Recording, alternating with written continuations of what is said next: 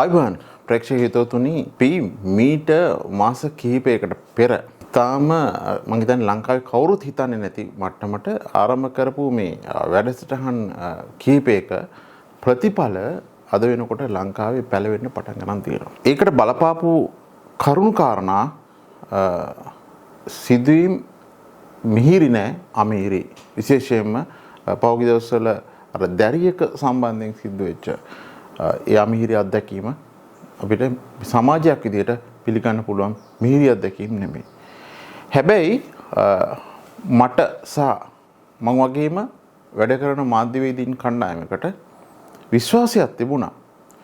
2022 අරගලෙන් දේශපාලඥයෝ පළවා හැරියා වගේ, කියන්නේ දූෂිත දේශපාලඥයෝ ලංකාවේ මිනිස්සු එකතු වෙලා පළවා හැරියා වගේම සමාජයේ විනාශකාරී ප්‍රවේශයන්ට ගමන් කරන තවත් ඉන්න යම් මම ඊට කලින් කියලා තියෙනවා අපි කියලා ඩීප් ස්ටේට් එකේ හරි මේ කියන්නේ කළු මිනිස්සු කොට්ටාශයක් ඉන්නවා මේ කණ්ඩායම මිනිස්සු විසින් පළවා හරි කියලා.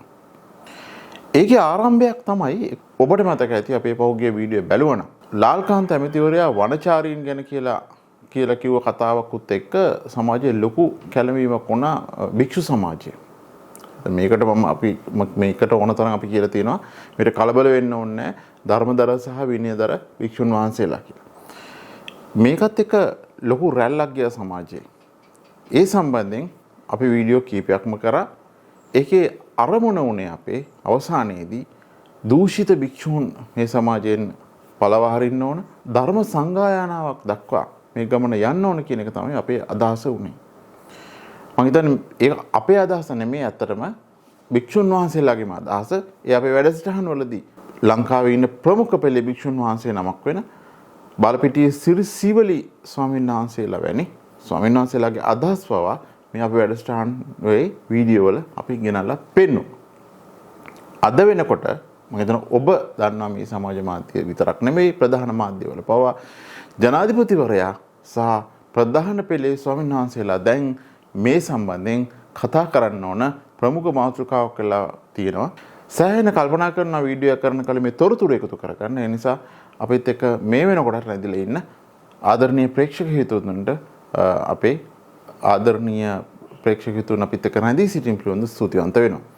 ඒ වගේම තමයි මේ වීඩියෝ අනිත් අයත් එක්ක ෂෙයා කරන්න අඳුන්ලා දෙන්න අනිත් අය කියලා අපි ආදරණීය ඉල්ලන ගමන් අද මාතෘකාව සම්බන්ධයෙන් කතා කරන්න අපේ මාතෘකාව මේ අපේ thumbnail එකේ දාලා තියෙන්නේ මානව හිමිකම් කොමිසමට කෝටි 5ක් කියලා.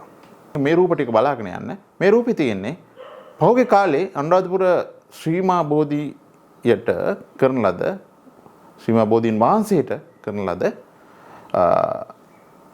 ඒ වටේ ප්‍රතිසංස්කරණ මුවාවෙන් කරන ලද විනාශය මේ තියෙන්නේ.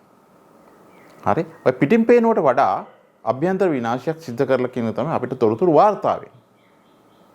පිටුර බලන්න මේ සමහර වාහන 28 ශ්‍රී වාහන අඩුතරමින් වාහනවල දුම් සහතිකයක්වත් ගන්න බෑ. සාමාන්‍ය කෙනෙක් බෝධීන් වහන්සේගේ ඉඳලා මීටර 600කට මෙහා වාහන ගාලපව අයින් කරා. හේතුව තමයි වාහන වලින් පිට වෙන කාබන් ඩයොක්සයිඩ් වාතය, ඒ කියන්නේ දුම මේ බෝධීන් වහන්සේට කේ තියෙන ආයු කාලයට බලපානවා කියන්නේ. භූමියේ ටෙරාකොටා අතුරලා ඒ කියන්නේ මේ වැලි මළුව වෙනකොට ටෙරාකොටා අතුරලා සංවර්ධනයක් කරා කියලා පුරාවිද්‍යා දෙපාර්තමේන්තුවේ අවසරයකුත් නැතුව කරයි කියලා දිවෙන පත්තරයේ වාර්තා වෙනවා. මේ බලන්න මේ අපි මේ කතා කරන අතරතුර මේක බලන්න පුළුවන්. ඔබේ තිරේ පේනවා මේවා. එතකොට මෙහෙම තමයි මේ වැඩේ කරේ. අල්ලස් කොමිසමට කෝටි 5ක කතාව. මොකද්ද මේ කෝටි 5ක කතාව? ඔබ දන්නවා පහුගිය දවස්වල මේ ළමා අපචාරය සම්බන්ධයෙන් විධිමත් පරීක්ෂණයක් සිදු කරන්න කියලා මාධ්‍යවේදී බිමල් රුහුණගේ මහත්මයා එතුමා තමයි මම හිතන්නේ මේ සම්බන්ධයෙන් මුලින්ම පැමිණිලි කරේ. බිමල් රුහුණගේ මහත්මයා මානව හිමිකම් කොමිසමට පැමිණිල්ලක් කරනවා. ඒ වගේම තමයි මේ ශ්‍රීමා බෝධීන් වහන්සේට විනාශය සම්බන්ධයෙන් පුරාවිද්‍යා දෙපාර්තමේන්තුවේ අවසරයකිනුත් තොරව මේ සම්බන්ධයෙන් දැනට මානව හිමිකම් කොමිසමට කරපු පැමිණිල්ලක් විභාගයෙන් යනවා. ඒක කරලා තියෙන්නේ සිය දෙස බොදු උරුමයේ සුරැකීමේ සංවිධානයෙන් කරලා තියෙනවා. එතකොට මේ ඔක්කොම යද්දි අපිට ආරංචි වෙන දේ තමයි යම් කිසි උත්සාහයක් තියෙනවා කෝටි 5ක අලසක් දීලා මානවිකම් කොමිසමට මේක යට ගන්න උත්සාහයක් තියෙනවා කියන එක. හැබැයි අර කවුරුත් කියන්නේ එපා හඳ පෙන්නුවාම ඇඟිල්ල දිහා බලන්න ඉන්න එපා. තාම දීලා නැහැ. හැබැයි එහෙම උත්සාහයක් තියෙනවා. හරි. ඒතකොට මේක ඉස්සරහට දෙන්නත් පුළුවන්. හැබැයි සමහර වෙලාවට අපි මේ වීඩියෝ ඉස්සරහට ගියාම දෙන්න හිතන් ඉන්න අය නොදී ඉන්නත් පුළුවන්. අපි මේ වීඩියෝ කරන්නෙම ඒකේ පරමාර්ථයෙන් අල්ලස් කොමිසමේ නිලධාරීන්නුත් අවධානයෙන් ඉන්න ඒ වගේම තමයි මානවිකම් කොමිසමේ අපි හිතන එහෙම තත්ත්වයට පත් වෙන එකක් නැහැ කියලා නිලධාරීන්. හරිද? නමුත් කෙනෙකුට සිතක් පහළ කර ගැනීමට හරි එහෙම නැත්නම් කෙනෙක් මේකට පොළඹවා ගන්න හරි පුළුවන්. ඉන් පෙළඹෙන්න හරි ඉතාලි ඉන්න ඕන කවුරු හරි චුට්ටක් පරිස්සම් වෙන්න. හරි. Taman මේවට මේ හිතේක උගුල් වලට අහු වෙනවනේ මිනිස්සු. හරි. වෙන මොන හරි වරප්‍රසාද මුවාවෙන් හරි මොන හරි දේවල් වලින් එහෙම මිනිස්සු අපි කියන උගුල් වල වැටෙනවනේ. ඒ උගුල් වල වැටෙන්න එපා කියන එක තමයි මේ මතක් කරන මේ වීඩියෝ එක කරන්නේ. හරි.